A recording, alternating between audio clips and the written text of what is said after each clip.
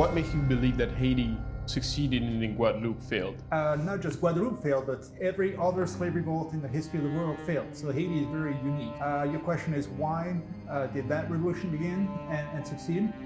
For one thing, Haiti is not just any colony in the 18th century. It is the most important, valuable, prosperous colony in the New World with a population of about 500,000 slaves. So when they revolted, it's not just a minor revolt, it's the largest slave revolt in the Caribbean. To give you a point of comparison, the largest slave revolt in the history of the US was next to New Orleans in 1811. That involved maybe 500 slaves.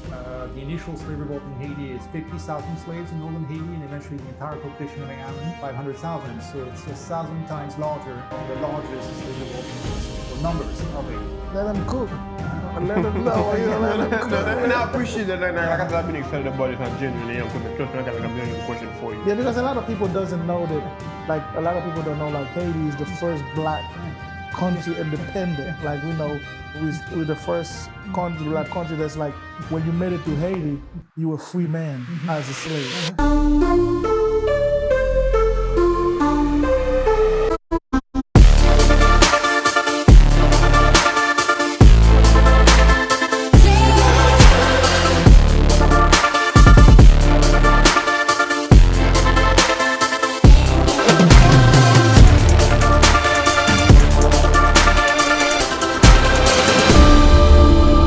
Haitian Kings Podcast, ladies and gentlemen. Today we had like an amazing guest. We have Mr. Philippe Girard. Did I pronounce it right? Yeah, That's correct. Philippe Girard coming to the show. He's a historian who teaches you about all kind of history, but also he's an expert in Caribbean history. So therefore, he decided to stop by today and educate us, the Haitian Kings, even about the history of Haiti and all sort of story that we might not be too familiar with, and then. We're gonna go and then learn as much as we can from the expert himself. West Louisiana 20-some years ago, and that's where I've been for the past 20 years, teaching Caribbean history in the history department at McNeese. Okay, but the thing is, outside of being from Guadeloupe, what attracts you to Haitian history? Well, obviously there's a shared history in the sense that both of these started as French colonies initially, with very similar models of importing slaves from Africa to make them toil on sugar and coffee plantations. Where the two history diverge is that during the French Revolution, the slaves of Guadeloupe and the slaves of Haiti revolted for their freedom.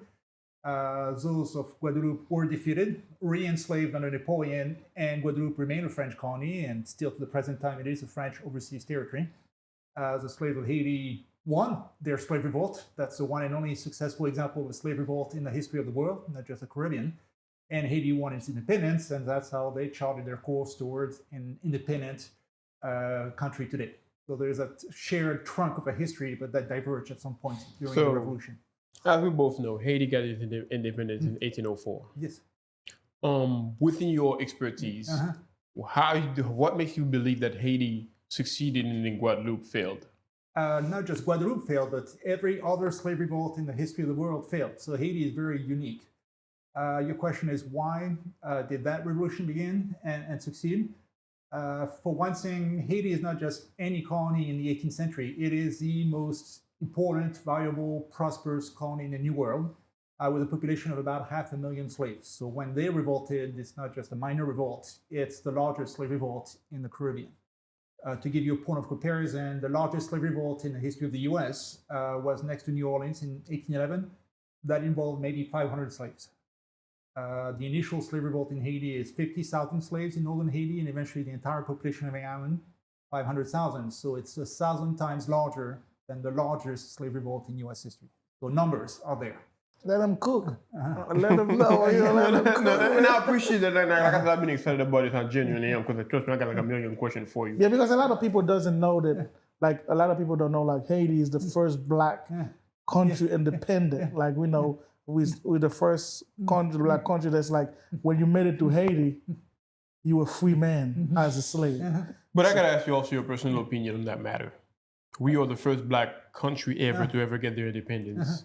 Now fast forward 240, probably a bit more than that. 221.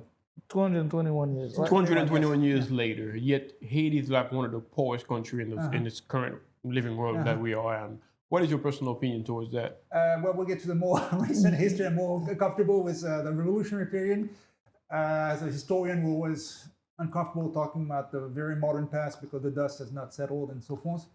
But to answer your question, there are two basic schools of thought on why Haiti has not prospered the way it could have. And the two are not mutually exclusive. History is not always black and white. You often have gray areas. But one possibility is that Haiti suffered from later rounds of neo-colonialism.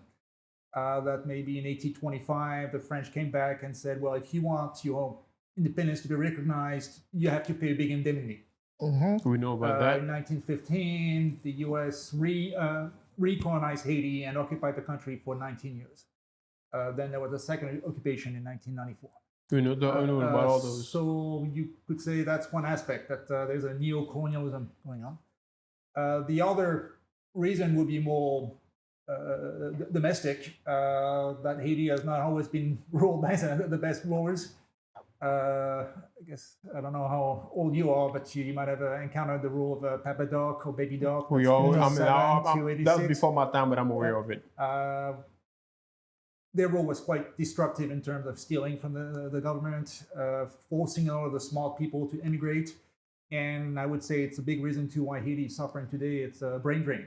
There's a lot of young, ambitious, smart, hardworking Haitians, if they can, will leave the country, and it's kind of difficult to have a country running if you're losing so many of your educated class. All right, we'll go back to this. Let's go back. Go back to 1825. Let's go back to we're not even gonna, we're gonna go way back. So from all the people that do that revolution in Haiti, which one was your favorite? We want to mark you the most. We had Toussaint Louverture. I know you wrote a book about that. I know you had Dessalines. So can you tell us a little bit of those generals and one you feel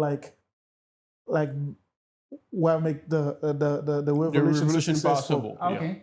Well, the figure that really stands out, of course, is Toussaint Louverture. He is the one person in the Haitian Revolution that will be known outside of Haiti. The national airport in Port-au-Prince is named after him. I mean, you're from Haiti. Of course, we know. That's why I'm so excited about this. Everywhere. I remember visiting the place where he grew up on the plantation. It's now a high school named after him outside of Cape Haitian. So he would be central in my figure. He, as you know, was born a slave on a sugar plantation in northern Haiti. And that's where he was for most of his life. By the time the revolution began, he was almost 50, which is well beyond the life expectancy of the average slave of the time. So he was already an old man and had spent his life on sugar plantations. But when the revolt began, he joined it, maybe even masterminded it behind the scenes, and through his own merit just grew from a nobody who did not even own his own body to commander-in-chief of the rebel army, forced the French government to accept the abolition of slavery, after which he became a general in the French army. The French made him governor of what was still a French colony at that time, helped the French kick out a Spanish invasion, a British invasion of Haiti, so defeated those two powers as well. The last step of his career presumably would have been that he would have completely broken free of France and made himself leader of an independent Haiti. Never got to that point because when Napoleon Bonaparte of France suspected him of plotting independence, Napoleon sent a massive expedition to Haiti, which, among other things, captured Toussaint Louverture, deported him to France, and he died in exile and captivity in France. So that makes him also a fascinating and tragic figure. It's a bit like the story of Icarus trying to reach to the sun, flying a bit too close to the sun, getting burned, and eventually falling down to the ground. So if I had to pick a favorite, that would be my own because I remember favorite. in our talk, you saying Toussaint Louverture was kind of he was a slave, but before the independence, he was already as a free man. Can you walk us through that? Yeah, it's very complicated to retrace the early life of Toussaint Louverture, in part because when he grew up a slave, there are very few documents about slaves in general. And also himself tried to hide as much of his past as possible, even after he became famous, because his story was not always clear-cut. It's only in the 1970s that some historians, when digging through some records in the French archive, discovered a document where Toussaint Louverture appeared not as a slave, but as a free man of color before the revolution, that somehow he had obtained his emancipation. He had become free. And and ever since we're trying to make sense of what does that mean. Is he an elite person before the revolution already? Is he still a slave? Some of the things he did are worthy of respect. We see that he bought a man so that he could free him, and another woman as well who was a surrogate mother. So he bought two people so that he could free them, a man called Jean-Baptiste and a lady called Pélagie. On the other hand, he had to make a living after he was free, and we see in another document where he rented a small coffee plantation in Grande Rivière from his son-in-law that had 13 slaves on it. So for a couple of years, he exploited the labor of certain slaves as a free man of color, running a coffee plantation and leasing the property, which included human beings on that plantation. So that makes a very complicated figure who was a victim of slavery, but at some time complicit in it. Okay, and back in the day, if you think about the time that he lived in, who can blame him for doing such things? But growing up, we knew about two people that helped Haiti gain their independence. We had Toussaint Louverture and we had Jacques Dessalines. As the expert in that matter, who do you, let's just say within your own word, who is Jacques Dessalines? Well, Dessalines, yes, is the other great towering figure of the time. Yeah. One thing that is very little known is that he and Toussaint Louverture had a connection before the revolution. When I told you that Toussaint Louverture ran a coffee plantation that he rented from his son-in-law for a bit, one of those slaves on that plantation, one of the certain slaves was Jean-Jacques Dessalines. So that means there was a period before the revolution where Jean-Jacques Dessalines was on a slave on a plantation managed by Toussaint Louverture. And that established kind of a hierarchy between the two, which continued during the revolution, where Toussaint Louverture was the older man, the more prosperous, more established man. And Dessalines was always, he is second behind, is lesser person. Toussaint Louverture always looked down upon him as the butcher, the person he sent to do the dirty work. And Dessalines always a bit resented it. When the revolution began, Dessalines joined the slave revolt, like so many slaves in Haiti, and also went up through the ranks through sheer physical strengths on the battlefield and ability in the work. He was not as well respected by the white leaders of France as Dessalines was. Toussaint Louverture always had that reputation as a more moderate figure, smart, a person you could work with. You just had to be careful because he might double deal you, but he was more in the European mold. Dessalines was always looked down upon as, he's that brutish person, very bloody. You use him for the dirty work, but he's not as smart as Toussaint. So there was always a dynamic between the two.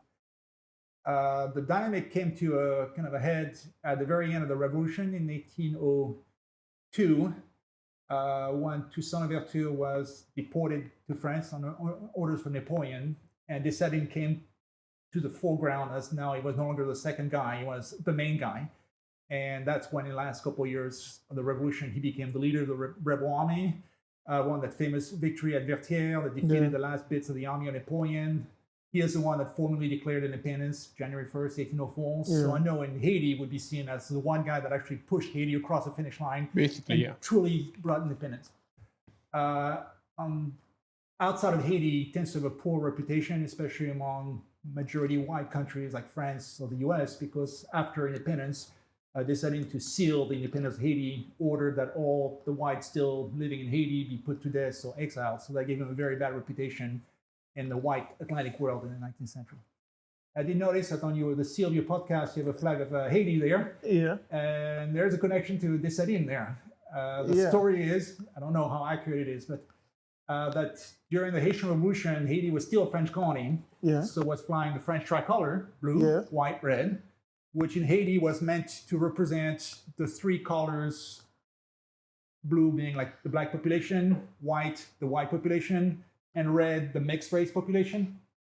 But at the very end of the Haitian Revolution, Dessalines thought, if we're going to be a country breaking away from France, we don't need the white. So supposedly, and that's Flag Day, May 18th, 1803, took out his sword, cut the white in half, got the two parts sewed together, and that's how we get the Haitian flag, blue and red, representing Haiti without the white planters, essentially. Yeah. In the middle, you have the coat of arms, so you have some cannons, a spear to show how the independence was won. A tree in the middle, it's a tree of liberty, symbolizing liberty. Yeah, with the very top, the liberty cap, which used to be worn by slaves that had won their freedom back in ancient Rome. Okay. And that had become a symbol of freedom in the revolutionary age. That just like the slaves of ancient Rome, if they got their freedom, they wore the special cap. So they put it on the coat of arms of Haiti to represent the fact that this would be a country of freedom. Yeah. Absolutely. But let's move a bit further. 1825. We do know that the French came back and pretty much told us, hey, if you don't want us to come back, if we're talking about Napoleon, which is like one of those respected and revered generals, even in Europe. And I remember there's this story that we all heard about, at least 4 months in Haiti. Whenever they told Napoleon that we no longer control Haiti, and they said, like, show me the map. When they showed him what Haiti looked like, and I remember his response, from what we heard in the history books, was, man, I would even tie my horse there. So it's not important to us, let it go. Okay. Because as we all know, if the French wanted to take Haiti back, they could have. Because at that point, in the early 1800s, the French were at the might of their power. Well, they sure wanted to.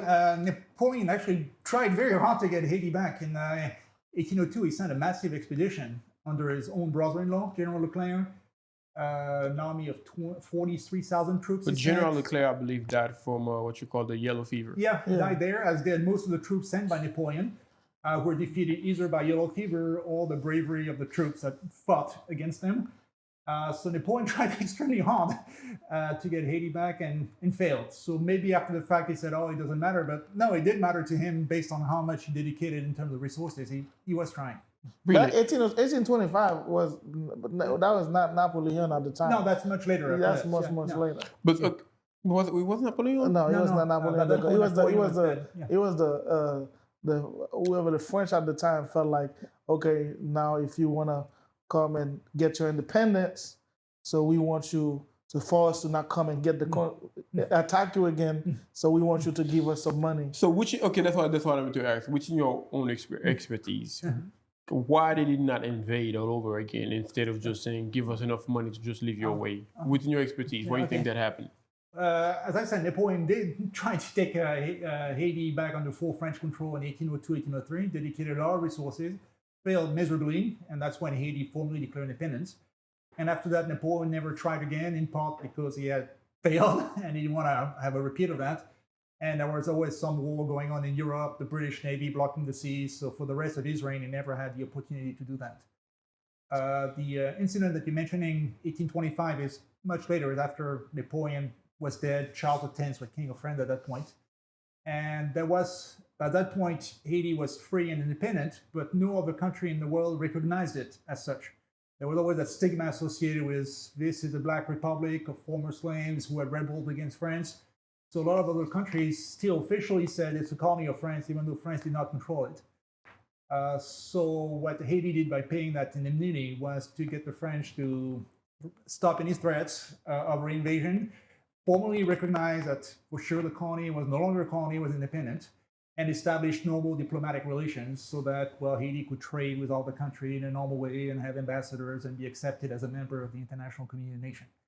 But that came with a price, an indemnity which was set, as I recall, 150 million francs at the time to be paid to France to reimburse the former planters who had lost their properties in Haiti. That was what officially the money was paying. Yeah.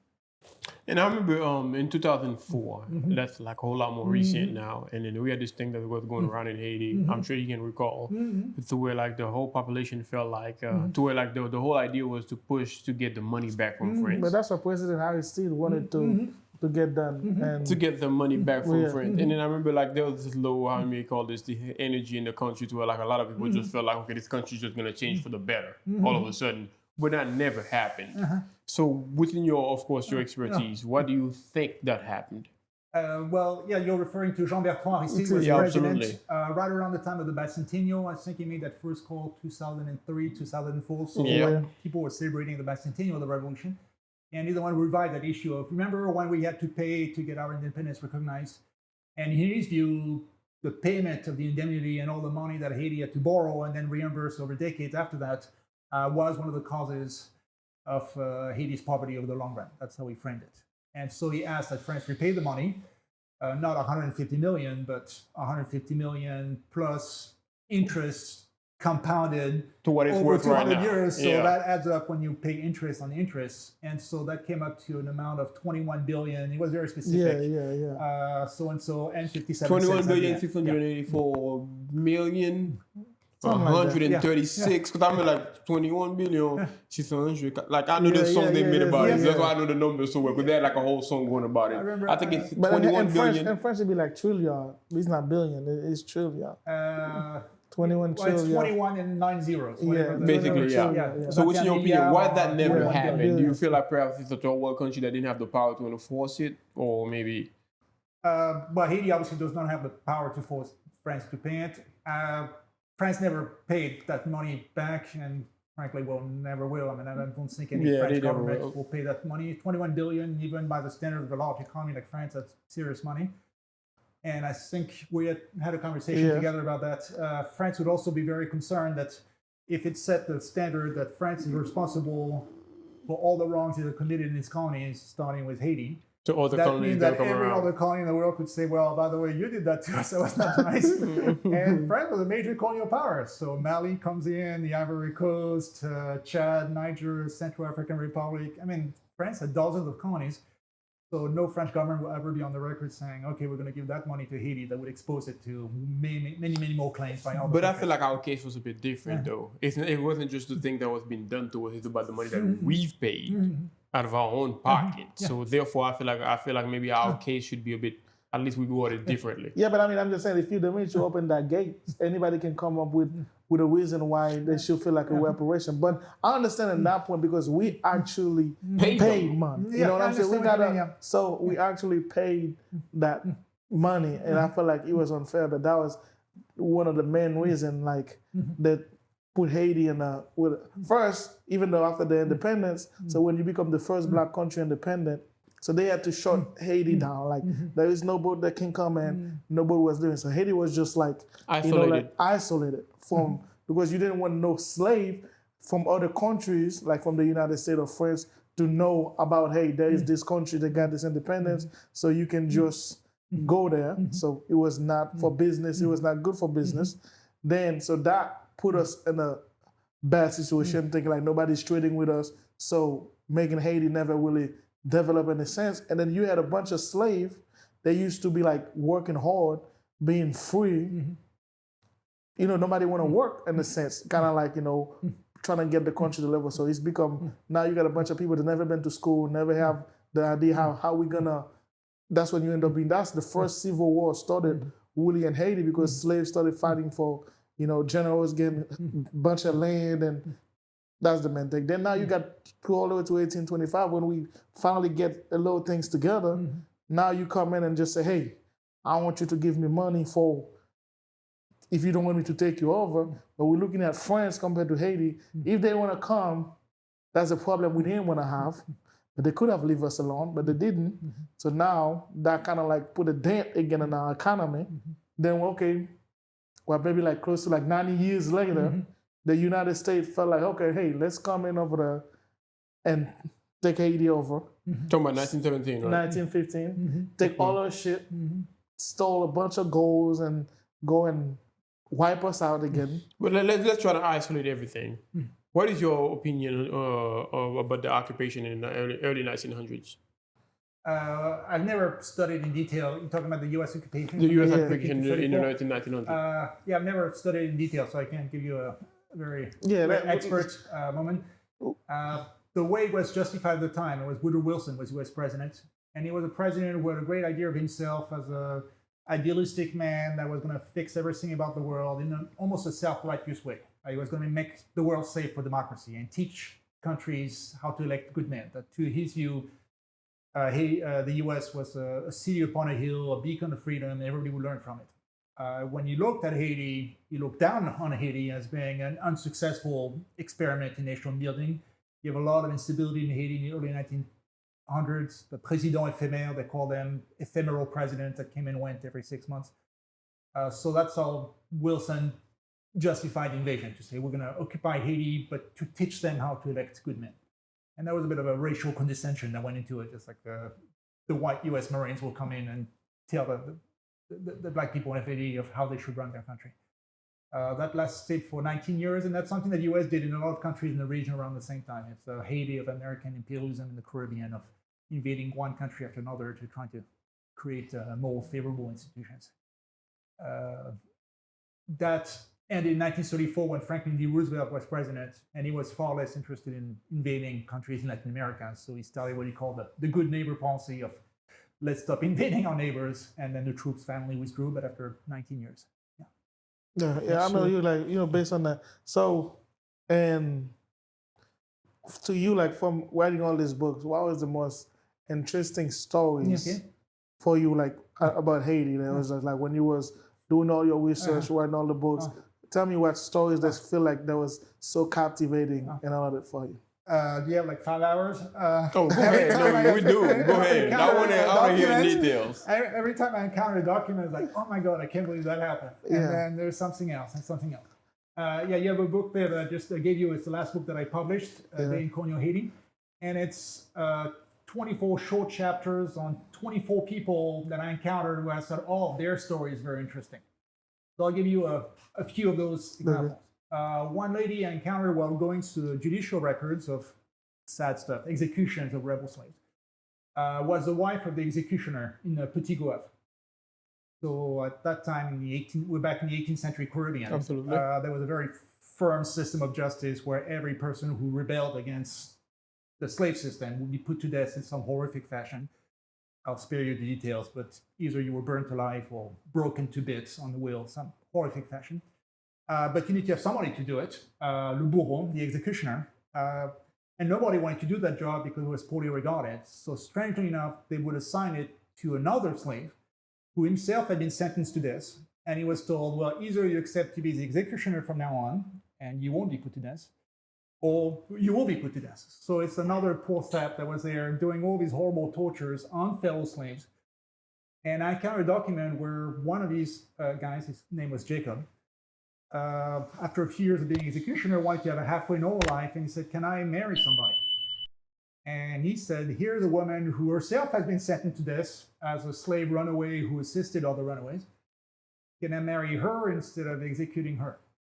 And the courts agreed with that. So that's how I learned about that person. Otherwise, I would never have heard about her.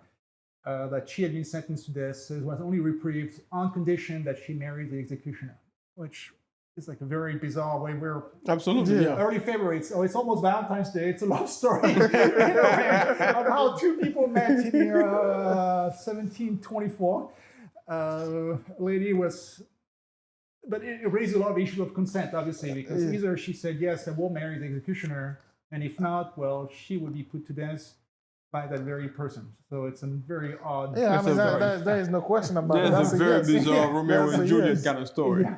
So that's one chapter. Another one, and you see, made me think of it. I see that you have Le Nègre Marron. Yeah. Yes, so the statue of the runaway slave that would be in Port-au-Prince. Yeah. Based on... It's in France now, though. The statue is? Yeah, the story one is in the real one is in French, so we got like I guess you may say like a copy back in Haiti. Yeah, but the real one is in French. The real one is made out of bronze. I mean, like allegedly it's in French. All right. Because Marron, the runaway, this is a topic we study a lot as historians, because whenever a slave would run away, the master would put an ad in the paper to say, well, so-and-so ran away, and there's the reward for the capture. Okay. So there's a source for us. A lot of people that we would never know about, there's a name in the paper with a brief description. So we have about 12,000 announcements like that in the paper that we can study. So I was able to find stories like this. And so one of the chapters about a person who is a slave catcher who's trying to catch runaways. And I was able to recreate the story of some of those runaways based on all the ads that popped up in the paper. And some of those stories are heartbreaking because it might be a young woman who is, according to the ad, running with a child that she's still nursing. And I have to imagine that person running up in the hills at a young woman with a child that she's still nursing. That's also quite amazing. I'll give you one last story. Go ahead. Because in the newspaper, on the side of the runaway ads, you will have stories about the theater, because Haiti was quite a wealthy colony, so you had opera houses in Port-au-Prince, in Cape Haitian, with actors and actresses brought from France. And I don't mean to interrupt you. Yeah. Maybe I might be wrong. You're the expert in that matter. If I'm not mistaken, I believe they had it in the Dominican Republic, not in Haiti. Those opera houses you're talking about, the Spanish, from what I've heard, I read in the story, the Dominican Republic had that. Haiti never had that, but I could be wrong. I don't know about the independent period, but I can assure you that in the colonial period, there were opera houses. So two bigger ones were in Port-au-Prince and Cap Français, Cape Haitian, and there were a few other lesser ones. And the documentation is abundant because every so many days in the paper, they would have an ad saying, tonight we're performing that opera by Jean-Jacques Rousseau, and this actress will do this. One of the most fascinating characters was a lady called Minette Ferrand. She was a mixed-race woman who was a very gifted singer, and at the age of 13, she made her grand debut in the opera house in Port-au-Prince to play the role of a young demoiselle in one of the great operas of the time, and became a huge star for a while in the 1780s, which is a bit surprising. It was still when Haiti was a slave society, very racially codified, but even as a woman of color, she must have had a pretty voice because everybody was in love with her. When the revolution broke out, the opera houses shut down because Port-au-Prince and Cape Haitian both burnt at that point, including the houses. Yep. So they shut down at that point. That particular lady, Minette, fled into exile. She lived in Baltimore in the US for a while. And at the very end of her life, she lived right here in Louisiana. She died in New Orleans. That's where she spent the end of her life. So she's part of, I guess, like you, the Haitian diaspora in Louisiana. There was an earlier wave after the revolution, and that lady Minette Ferrand would be an example of that, the former star of the opera house of Port-au-Prince. But there's a lot of people that don't know, like Haiti actually, we sent slaves to fight battles in the United States, and no one else. Can you tell the people about that? Yes, that would be during the American Revolution in the 1770s. Haiti is still a French colony at that time, so France contributed on the side of the US to the fight against British rule. Everybody has heard of Lafayette, for example. Yeah. But as you mentioned, there were some troops that were sent from Haiti, some of them white, some of them free mixed race people. Jean-Baptiste Bellé, if I'm not mistaken, when one of these Haitians had fought in Savannah. He later became a part of the Haitian Revolution and was sent as a deputy to France to get the French Parliament to recognize the emancipation of slavery in Haiti. And he was admitted as the first black deputy in the French National Assembly. So he would be a person with a very interesting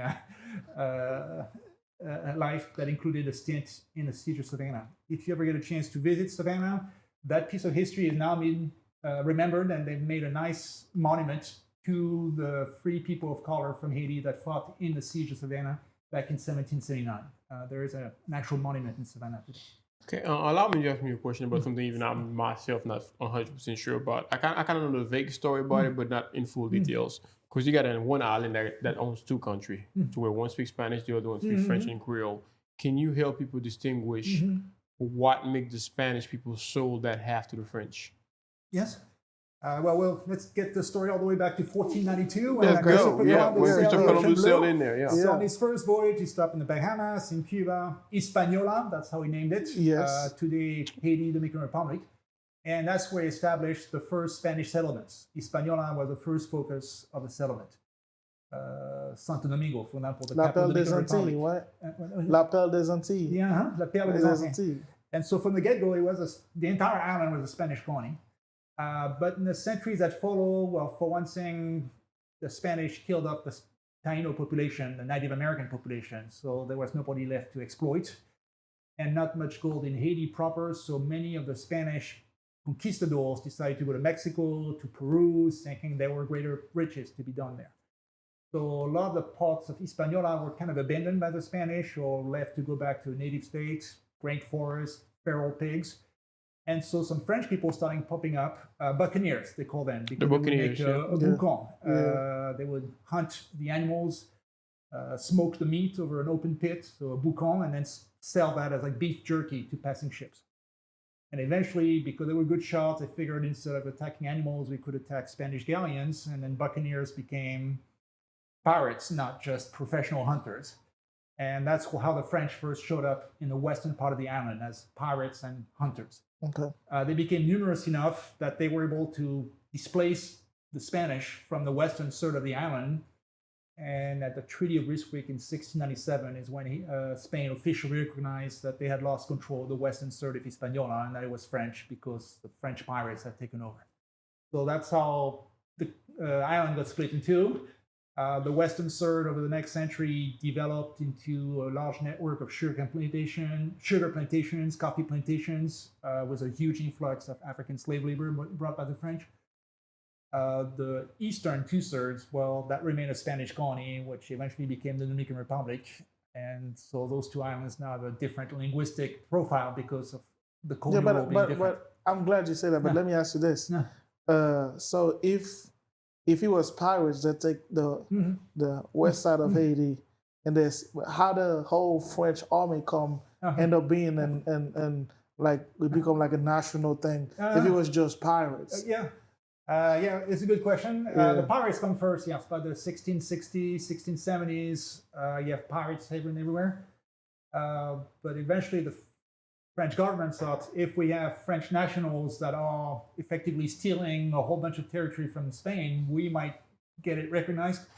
So the French sent a governor, his name was D'Augeron, whose task it was to assert control over the French communities and get them to recognize France as the official overlord.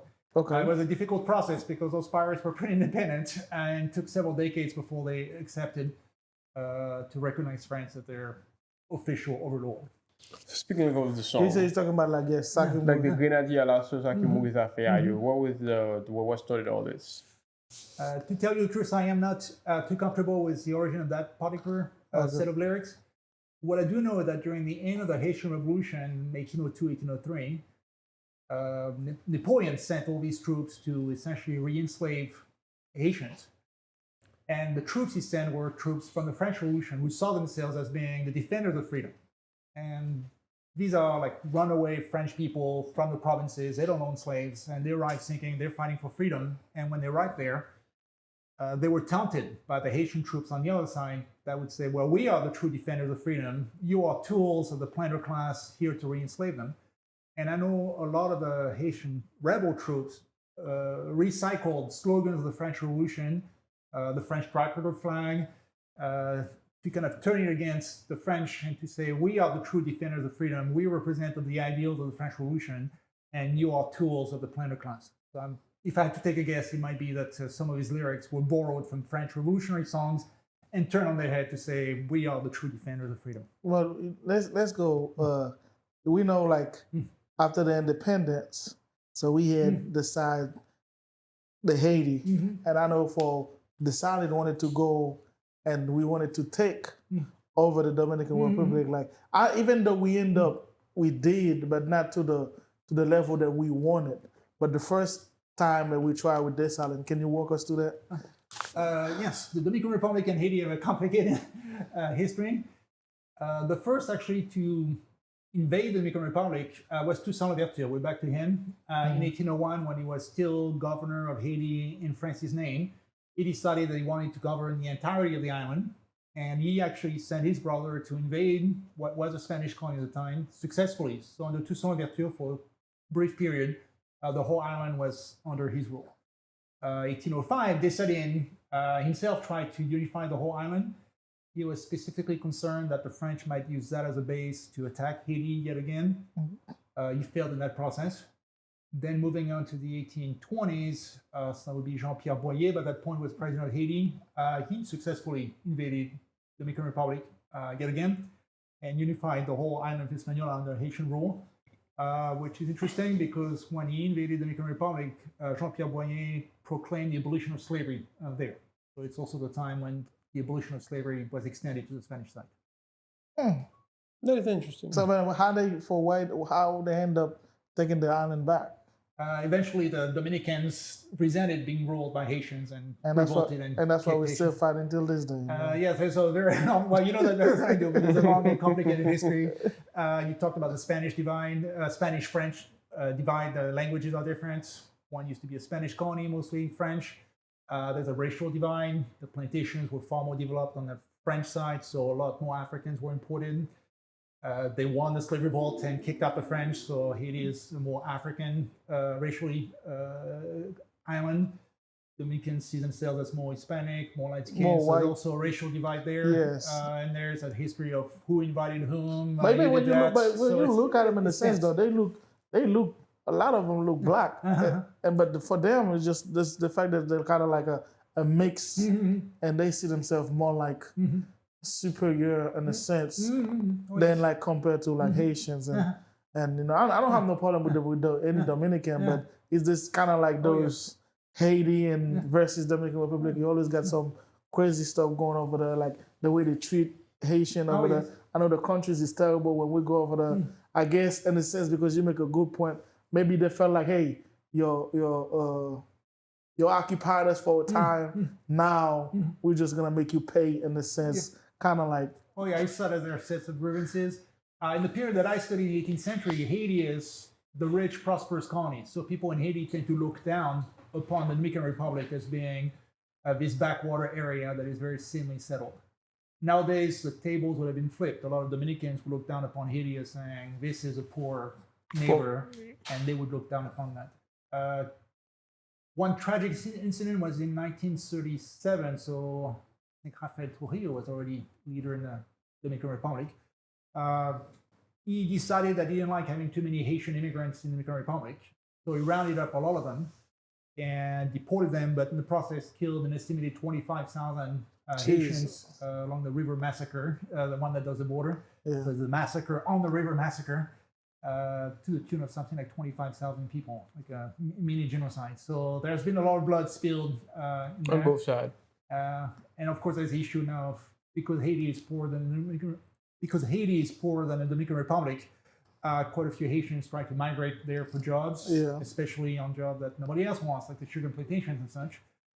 And Dominicans have anti-immigrant sentiments, but then they want to use a Haitian labor because that's cheaper labor for the stuff nobody wants to do. So there's also that complicated dynamic where some Haitians that might have been born on Dominican soil of parents who had immigrated like 30, 40, 50 years ago, still the Dominicans will not give them papers because they will never give papers to a person of Haitian descent. So you have some people that might grow up stateless. I mean, they're no longer Haitians. They were not born in Haiti. They're descendants of Haitian immigrants. But they won't get birth records from the Dominican side. So they are in a perpetual state of limbo. So it is a complicated and sad situation. Yeah, let's go back to that because we talk about this when I met you. We talk about the language situation. I just feel like, language is a way of communication. So I feel like, in a sense, growing up in Haiti, everything should have been in Creole.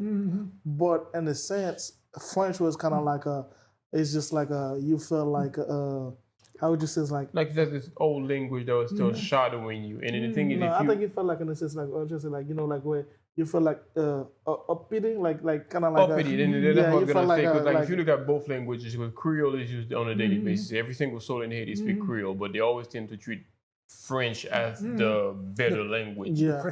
Prestige in a sense. So it's kind of like if you were educated, you speak French. But if you're not educated, you do not. I mean, that's making it like really hard on people. There's just like you at home, everyday life, you speak Creole. Then when you go to the books, you have to have a dictionary. So now it's just kind of like I feel like maybe like our education will be like maybe in a way better because you can, if it was explained to you in your native language, even though we can say French could have been better because Creole is a broken French. But to me, I always feel like it's really hard, even though till this day, if you go to an office, if you don't speak French, they look at you some type of way. But I'm like, man, this is because it's a way of communicating. Just to piggyback on what he's currently saying, because I went to a Catholic school in Haiti. My school, the school that I went to, is regarded as like one of the best schools in Haiti. And I remember going through there. One thing they always told us, we weren't even allowed to speak Creole over there. And I remember you could get in trouble if somebody from that school see you speaking Creole. So it's like French was the only language you could speak. And then to even take it to another level, as a young man, if you're an attractor, like you see a woman you're attracted to, if you do not approach her and speak French, she might look down on you. Yeah. In a sense. So, like, within your opinion, why do you think, I guess, till this day, after 200 plus years of being free, but yet that French language is still regarded? Well, the history, definitely goes back to the colonial period in the 18th century. The French who came spoke French. The African slaves who were brought in spoke a variety of West African languages. So to communicate on the plantation, there was a need for some intermediate language, a simplified version of French that would also incorporate some West African languages, and that's how Creole was born on the plantation as a mode of communication between master and slave. But because of that, it was always associated as the inferior language, the one that you use when you spoke to the staff, to the slaves. Whereas French already was seen as a more prestigious language, the one of the planter class, the one from the metropolis, from the mother country. And you would think that this kind of distinction would stop with independence, but it didn't. I mean, when Dessalines does the Declaration of Independence, he does it in French, which is amazing. Not just like a runaway French, like a very elaborate French with a lot of complicated words in it. Yes. Because he wants to be taken seriously by the rest of the world. And he says, if I do my Declaration of Independence in Creole, people will laugh at me. So I want to be accepted as an equal of Napoleon and all the big guys. So I have to speak a very formal French. Okay. And that's true after independence. A lot of the historians that I read in the 19th century from Haiti, like Thomas Madieu, Beaubrun-Ardouin, these are proud Haitian patriots. They write the history of the revolution, and they're all very proud that their ancestors broke free for Haiti. But all the books that they write are in French, and a very formal French. And if they make a grammatical mistake, they apologize about it because they say, oh, we don't speak always the pure French that we should. I mean, they aspire to speak French like a Parisian French. And that continues. And if I'm not mistaken, the 1987 Constitution of Haiti, the current constitution, the first one that finally recognized that there are two official languages in Haiti, French and Creole. Up until then, the only official language of Haiti was French, even though That's crazy. And I knew so that. I I knew that. spoke Creole, but it was the everyday language, the one that's not written, that you'll speak with a maid if you're an upper class person. So it's less, or it will not be in the Constitution. So there was a way, I'm pretty sure, for the elites to separate themselves from the rest. Because if you don't speak French properly, well, your chances of doing well in school are limited. So however smart you are, you never go far. If you have a property dispute and the matter goes to court, if you're a poor, illiterate farmer who only speaks Creole, you'll never win in court because everything, the lawyers don't speak French and they'll double deal you and you will never understand what's going on. So I think it was an element of for the elites to keep the poor to down, separate themselves from the poor. Yeah, I mean, but this is crazy though, because you think like, you know, that makes a lot of sense, but as a way of communicating, and you would think like we would have been dropped this. First, we didn't want to even associate ourselves with France. So I know it's gonna be a hard decision at the time. They could have laughed at us, whatever the case, but eventually he'll be this big language recognized by everybody. Hey, but we did it in a sense. But I mean, it's just like the fact that it was just like you said, make is inferior language is always you want to feel like if you want to feel important, the best way to feel important is just by speaking French. And it's just like it was a psychological like ways of looking at it, but didn't make any sense to me. But the thing that confuses the heck out of me though, as you like how you somewhat put it, they always look at French as the better language compared to Creole. But clearly we wanted to not associate ourselves with the French. That was the whole purpose of cutting the white out of the whole flag. Yes. So if we went to the extent of cutting the white out of the flag, why not dropping the French in the same? It's interesting. You see that a lot with former colonies. Even the U.S. for a long time after breaking away from England still looked at England as being somehow superior. In a way, when you declare independence, there's the political independence of saying we are our own country, we rule ourselves. That's step one.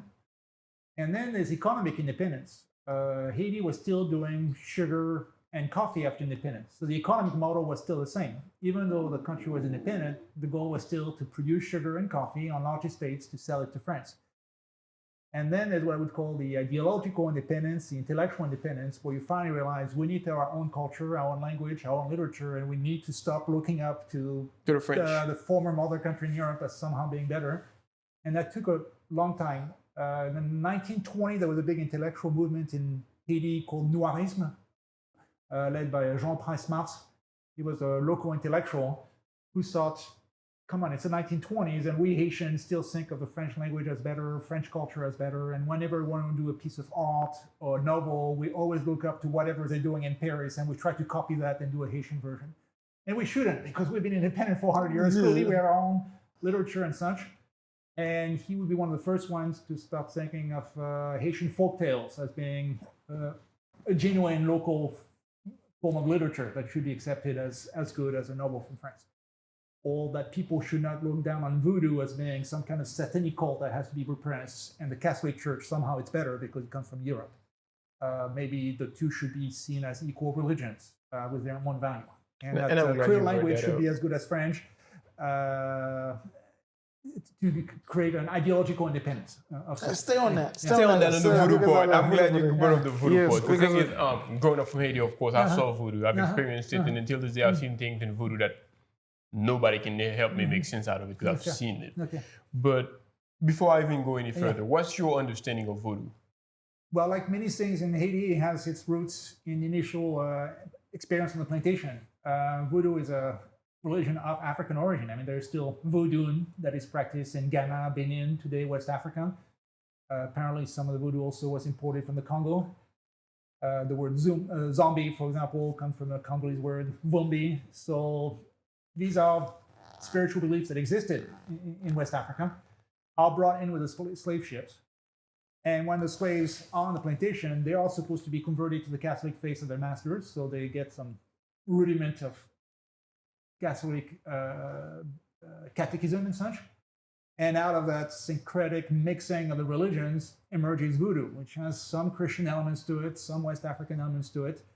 And from the get-go, it is a bit hidden because it's the religion of the slaves and they're supposed to be Catholic, so whatever they practice will have to be But let me ask you secrets. this: do you and it's feel looked like, down upon by the masters because it's not the official Catholic Church. but when you say voodoo is a religion, would you say voodoo is a religion? Yes, of course. Yeah. Okay, See, no, I gotta ask you this. And before you get any further, because like if you speak to anybody, I guess we may say from their ignorance point of view, if you tell them voodoo, they always look at it as if you were just admiring the devil in a sense. Which means if you practice voodooism, you're going straight to hell. There's nothing in between. And the thing is, as a person who grew up in Haiti, who I'm not gonna say I never practiced any voodoo, but I've seen something. I mean, like as my family been invited to some voodooism thing, if you may say. And the thing is, the things that I've seen don't make no sense within this world. And honestly, there's many religions in this world. We got Christianity, we got Catholics, and God knows how much more. Every other religion may say something. They got the Bible and so on and so forth. But within voodooism, I've seen something that should not even exist in this world. Okay, but you keep saying like you give people like context because Okay, I'm gonna give you context. I can tell you a little context. I've seen people walk on fire. We're not even talking about magic. I'm talking about where the flames were like 10 feet high, and somebody walk in there fully clothed and walk out without even a burn mark. I see people eat bottles. Okay, I've seen people take up like a glass bottle, the bottle that can cut your hand, and chew it in their mouth. And then spit it out without even a spit of blood. That's the type of stuff. And then my mother used to be friend with a lady who used to be a lady who used to be possessed. And when she get possessed, a mumbo, there you go. Okay. And when she get possessed, the thing that she's telling you is things that she shouldn't even know. It's, for example, like as we just met. Could you imagine if I was just sitting there and telling you about your whole life, and then we've never met, we've never talked? That would throw you off. And then that's me experiencing voodooism the way that I have. Like its impact is stronger on me than any other religion ever. Because most religion that I've ever experienced is just mostly talk. Like you should do this, you should do that. God said this, God said that. But voodooism I've experienced, I've seen things. Kind of like as they used to say, like God turned wine into water. Like if you've experienced anything like that, that's gonna impact you in a different way. But experiencing voodooism, seeing somebody taking a bottle made out of glass that can cut your finger, put it in their mouth, and chew on it and spit it out without even a drop of blood, that is mind blowing. Somebody walking through flame that is like 10 feet high, that cover the whole body, then they walk out to where the clothes that they're wearing doesn't even have a burn mark on it. That's gonna make you question certain things. So, what's your opinion towards all that? What's your opinion on voodooism? When you ask me, is it a religion or not? I'm a historian. I'm not here as a Christian minister. Absolutely, we're not going to make it about religion. So we, as historians, we look at all the different religions that have been in the world, and I will teach my students about Hinduism one day, and then Islam the other day, and Christianity, and here the Protestant Reformation, and here's Buddhism. And I'm not here to say this God is right, this God is wrong. Absolutely. They all historical facts, and I tell my students put a capital letter for all of them because I'm not here to tell you that Islam is better than Christianity or Christianity is better than Confucianism. It's all the same to me. They're all historical facts. So that's why I was saying, of course it's a religion. It's like many others, and you have equivalents in Cuba like Santeria, and all of them are kind of born of that same experience. And when we study religion as a historian, we're not here to settle or how do we explain that weird spiritual experience that this person has. We're trying to explain more the historical roots on it. And what strikes me in the 18th century is how the slaves on the plantation are using voodoo as a way to cope with the trauma that they have. These are people that were born in Africa, transported on slave ships, are now in essentially concentration camps, the plantation, and have to process that trauma. And voodoo is a way to keep traces of the old country, of the old gods, and also to dream of something better. Because the way they express heaven, they describe it as Guinea, going back to Africa. And for people that were transported from the homeland and dream of reuniting with their loved ones, well, there's no way they're going to cross the Atlantic again except in death. So for them, the religion is a way to think, I'll go to the world of the spirits, to Guinea, and I will reunite with my long-lost father or my sister that was left behind in that way. And actually, it was quite common among slaves on plantation to commit suicide, in part because their life was so horrible, but also because they saw that's the one way they can go back to Africa. In the voodoo beliefs that they were done at the time, you would think that the moment you die, you were reborn in Africa. So the way to run away from the plantation would be to kill yourself. And so some of the masters would purposely mutilate slaves who would kill themselves, like cut off their ears and such, and nose. This way, people would be afraid of being reborn in Africa with a mutilated body. So that was a way to convince slaves, don't kill yourself, because if you do, I will mutilate your body and you cannot be reborn in a normal appearance back in Africa. So it's very much present at the time and incorporates different elements from Christianity as well, kind of a hodgepodge. Okay, during your study, clearly you are an expert in the matter. What is the story or perhaps the event that you had to learn about that I guess you may say amazes you, maybe surprised you the most? Of all the events that took place in Haiti that surprised me the most? No. What was that? What was that one? The ceremony of Bakaima. Okay, yes, that would be a good one. Yes. Well, for people who might not be familiar with that, so it's the very beginning of the Haitian slave revolt, August 1791, not too far from Cape Haitian in the north. Supposedly, there is that meeting of different leaders, black leaders, foremen of a different plantation in the clearing of that wood, Bakaima. Which is led by Boukman, Hougan, a voodoo priest, and Cécile Fatima would have been a member, a female voodoo priest. And they're there to talk about the possible slave revolt, but also to conduct a voodoo ceremony and to call upon the coming of Ogun, god of war. And for that, they sacrifice a black pig, and Boukman becomes possessed by Ogun and starts talking in tongues of sort and says, yes, I am Ogun, and I ask you to revolt. We cannot accept what the French are doing to us. And everybody there is supposed to take a sacred oath that they will revolt the next day. And sure enough, at the crucial moment, after they sacrifice the pig, a big tropical storm breaks out, and everybody is drenched in the water from the storm and the sweat from the heat and the blood from the pig. It's very dramatic. They need to make a movie. They could make a movie about that. Really, a movie about this. Like, I feel like it would be a great time for people to actually see that. But I want to say this though. So you would think like.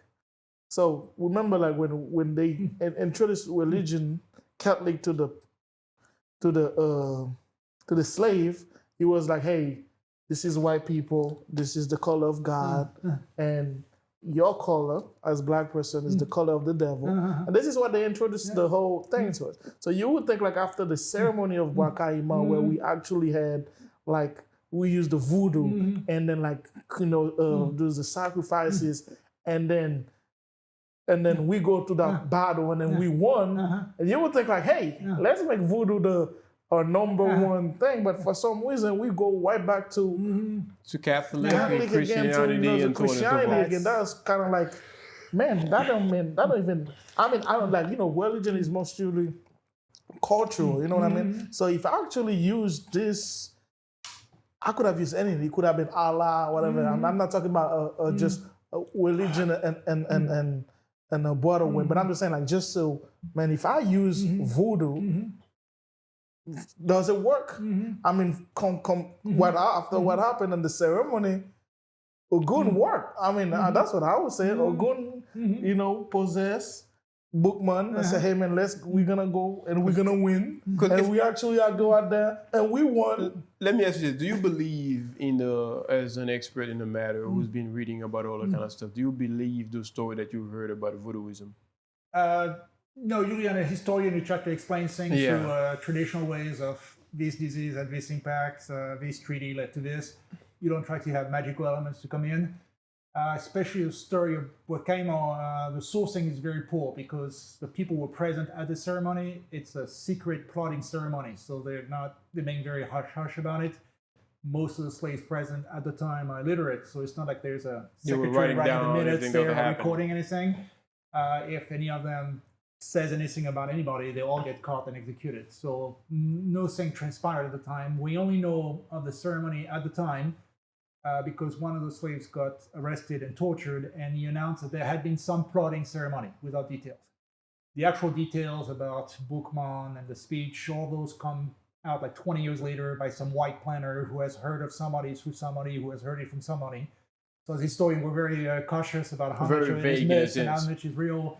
For sure, there was a gathering that we know. Boukman was involved, and we know he practiced voodoo, so probably there was some voodoo in there. But as to the details of the black pig and the speech he gave and whether Ogun was present or not, we don't have any documents. And then that's why I come in within the story. That's why I come in within the story, because I grew up Catholic. Yeah. Like I think I was growing up as a kid, I used to be forced to go to church every Sunday. I didn't have a church in the matter. But at the same time, growing up, we had a chance to partake in like a little bit of voodooism to it. Like we had invited to some parties or whatever. And even though we was not really in depth within it, and then within that little short period of time, I've seen some things, like I said, that does not make sense to the common man. Like something you cannot even explain, but you just seen it. Like seeing a man walk into a like 10-foot flame of fire and then come out without even a burn mark. That would make you go like, what the heck is going on here? But I don't know how they attribute like voodooism to a ethnic kind of religion in a sense. I feel like it's still a way of a culture, it's a ways of like if you go back history way back in the days, like when you go like I want to say like Rome or all this other civilization before, they had their own god, they had their own like type of religion.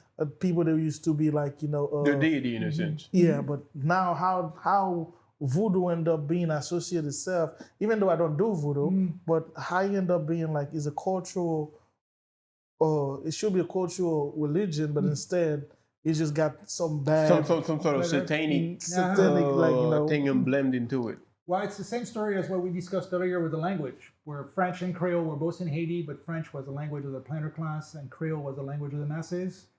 And that kind of disdain for Creole carried into the national period for hundreds of years.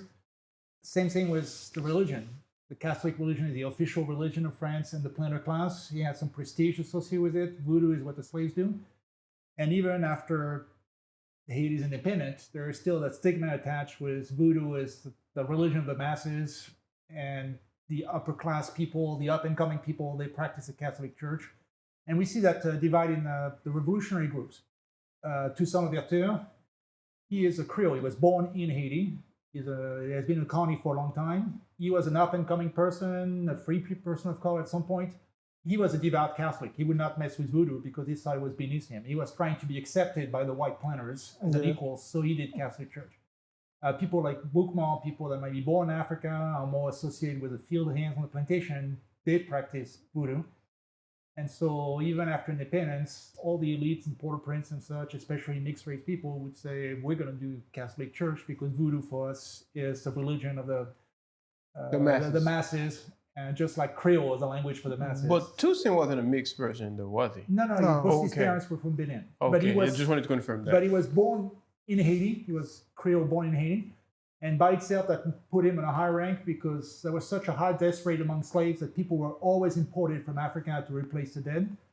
And so there were a lot of slaves in Haiti that were some guy who just arrived from the Congo 3 years ago. And those were the people that were low on the pecking order. But somebody like Toussaint Louverture, who had been there for 50 years, born in the colony, spoke Creole well, a bit of French, and he would have been considered way, way higher in the pecking order. Let me ask, because I never talk about that. But so when a kid was born, when people have kids in Haiti, how does these babies being treated? Because there's children of slave, but what age is like they put them in the plantation? There's like any historian can talk about that, or do you know? Yes. Well, as far as who becomes a slave, it's based on the female line. So if your mother is a slave, the children would be enslaved by default. Okay. Even mixed race children, because it's fairly common that white masters might have sex with or rape one of their black female slaves, and there were a lot of mixed race children on plantations as a result. But because the mother was herself enslaved, the child was. The father might free the bastard child or no, but that was a choice. So by birth, legally, they are all slaves. As far as when you get to work, it's early. One document that we often encounter would be the register of the plantation and the list of the assets of the plantation. And so it's very well structured, where you start with the slaves as the main asset. They start with the man and then the women. And the men are listed by the most valuable slaves first, like the people that do the refinery of the sugar, the skilled slaves, all the way down to field hands. And later on, you have what they call négrillon and négrite, so boy and girl. Okay. And oftentimes it's listed what they're doing. And they might not be doing extensive work, but they are shepherds. They weed the crops. They do like simple physical labor. I mean, they're 5 or 6, but they're still working. And then at the bottom of those slave registers, usually you have the cattle, because it's all like, if you slaves and cattle is almost the same thing. It's chattel, it's property. So you have like the human beings and then the animals as the property of the plantation. But next to the children, to answer your question, it is this person is garde barrière. He's in charge of standing guard by the fence. This person is in charge, berger, is in charge of looking after the sheep. And they're 5, they're 6, they work. The only one that do nothing is when they put them as à la mamelle, still weaning, still suckling on their mother's teats. That's up until age 2 or 3. So these are not working. But after that, very quickly, you're gonna stop punching the clock. But this is gonna be, how may I say this in French? Ce sera ma dernière question. This is gonna be my last question. As a historian, as an expert in the matter, teaching younger generation coming in, going to a class about the Caribbean history, what have you found to be the most, I guess you may say, disturbing thing that you did that you had to teach them and they find it so disturbing? Well, one thing I have to tiptoe around, I teach world history, so I don't teach just Caribbean history, but obviously it is a part of it, is to kind of convey the violence involved, because I'm teaching 18, 19-year-olds. And I have to tiptoe between saving them from the worst aspects, but then not completely ignoring the fact of how violent this is a world that is. I told you about mixed race children growing on the plantation. Well, how do you explain that to an 18 or 19-year-old young woman? Well, this is the rate. I mean, you have a 15-year-old on a plantation, her master who has a right of life and death over her wants to have sex with her. And if she doesn't, he can do horrible things to her. It's a pretty difficult thing to grapple with, but we have to mention it. Or all the terrible ritual that they have of how they're going to put a slave to death. And we have illustrations of that. So how much of that do I show? Because I don't want to sugarcoat the whole experience and say, oh, that's just a Caribbean plantation and they made sugar and the Creole language was born out of that and that's cool and it's a fusion of cultures. But also carry out the violence involved in that without ruining their day too much for the result. But people tend to be interested in the matter. Mostly they're surprised because if they know something about Haiti, it's a poor country. That's the only image that they have. Yes. It's a poor country. And when you read the news today, that's the only time you hear about Haiti. There's an earthquake, there's a coup, there is some gang violence. So to make them understand, in the 18th century, Haiti is a very prosperous sugar colony that people have wars over. Major European states will have wars over who controls Haiti. And that sugar at that time is like oil to the major international community. And so Haiti would be like Saudi Arabia would be for oil today. Yes. That's another thing that's a bit difficult to convey to people of today, to completely flip the image that people have. Yeah, interesting. That's my last question. The U.S. is poorer than Haiti at that time on a per capita basis. Wow, that is mind blowing. I think have changed since. But, what do you say? Like the compared to what the resources Haiti had, like the U.S. was poor back then. Yeah. That's why we call it La Plata des Antilles. Yeah. So, but we like to ask this question after the episode. If you like, when all said and done, what you want your legacy to be? Your legacy? I don't think it matters that much. Because that's a history. You got to think about it. I find history to be interesting. Okay. The more I study the history, I realize the more I'm interested in the human interest stories, is to uncover the story of that person who had an incredible life between 3 continents and you kind of understand what they went through and try to think like them. And if my legacy is to bring from obscurity a number of fascinating characters who did incredible things, that would be the thing I would be most interested in.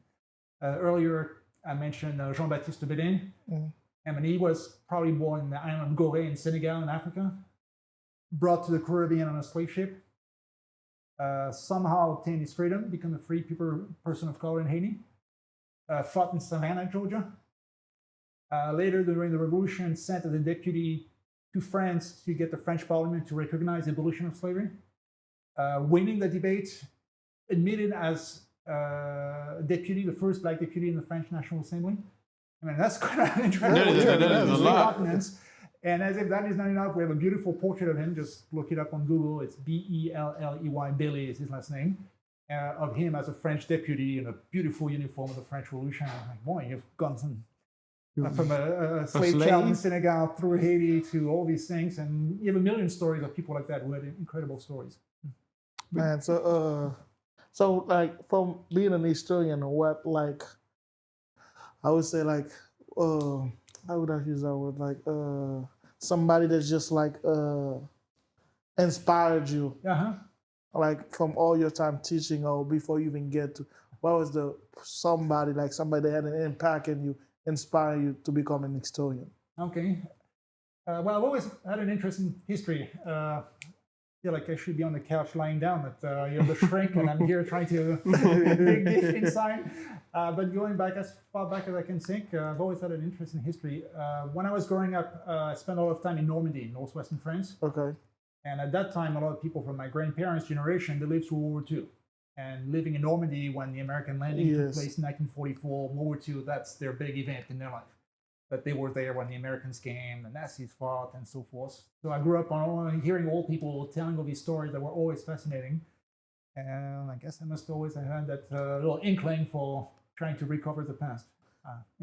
So before you go, we're going to say this. So if somebody go get this book, that's called like A Day in the Colonial Haiti, so what they can expect from this book? This one is set in one day in 1784, so the last year of the French rule. On Easter Sunday, and imagine what would have been like the day for a typical person of that time. So I divided it in 24 hours. And I say at 1 a.m., what is that guy that used to be a pirate in the early days, what is he doing at 1 a.m.? And at 2 a.m., I shift to this person who is a slave on a sugar plantation, milling sugar still at 2 a.m., what is their life? And I go through 24 different people, and they're all real. They're all people I encounter in the archives. And I have a little story about what they're doing at that time. And the idea is to get a sense of what daily life was like at the time for very different people, all the way from the governor of the island to a person at the very bottom, like a runaway slave or something. That's interesting. Also, like I said, once again, say the name of the book and then where people can find it, because I'm gonna purchase it myself. All right, Amazon would be the easiest. Go check it out if you want to know about Haiti. The day in the colonial in Haiti. So we was very happy, man. And I was very excited to have you on the show. We had a blast, and it was like knowing that because living in the U.S., not too many people talking about. Even some people ask me where Haiti's, and a lot of people don't even know where where Haiti even located at. So to have to know there's somebody in Lake Charles that actually write stories about Haiti, to us that was like fascinating. So. We're so happy that you come to the show, man. Okay, all right, thank you. All right, man, that was a pleasure. As per usual, like I tell people, follow, like, and share, and subscribe, and comment if you got any questions, perhaps any of the message you might want to divert with us or our guests. You just let us know, and then, as per usual, man, that was a pleasure because I learned a whole lot discussing with you. All right. Thank you. That was amazing.